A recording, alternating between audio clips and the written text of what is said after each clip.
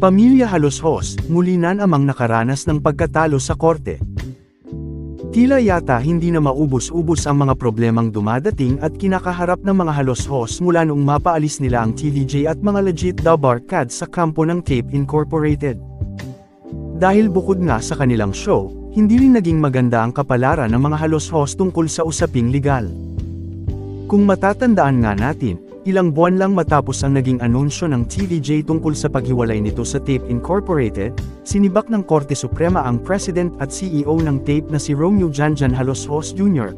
bilang 1st District Representative ng Zamboanga del Norte.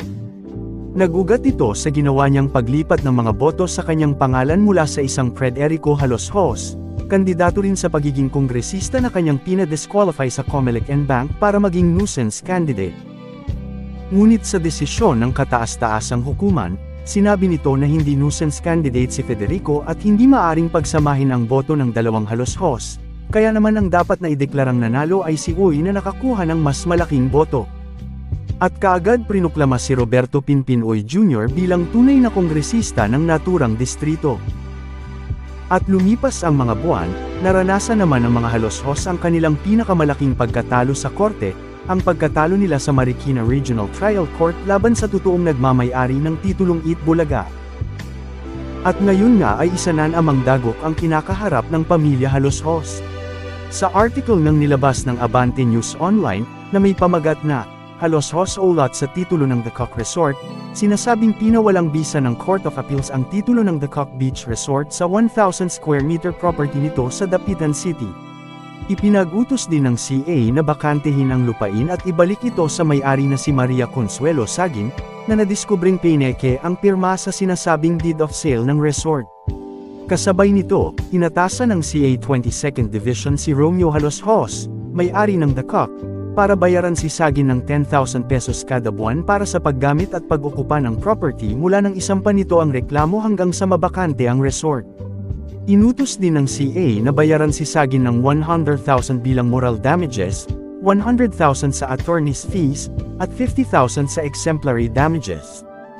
Nakasaad din sa desisyon ng CA na ang kabuuang halaga ng mga dapat bayaran ay magkakaroon ng 6% interes kada taon hanggang sa ganap na itong nabayaran.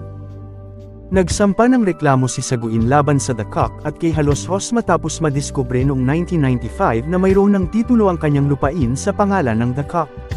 Nabatid na babayaran sana ni Sagin ang kanyang real property tax para sa 1,000 square meter property na pag-aari niya mula pa noong 1981 pero nalaman na nakapangalan na ito sa The Cock. Nadiskubre ni Saguin na pinarehistro sa pangalan ng The Cock ang kanyang lupain noong Marso 1994 base sa umano'y 1988 deed of sale kung saan ay ibinenta umano ng kanyang ama ang naturang parte ng lupain sa resort.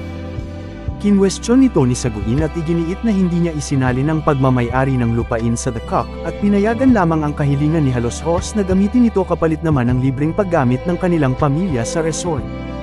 Sa panig ng The Cock at ni Haloshos, iginiit ng mga ito na inalok ng ama ni Saguin ang naturang lupain bilang kabayaran para sa shares of stock ng resort.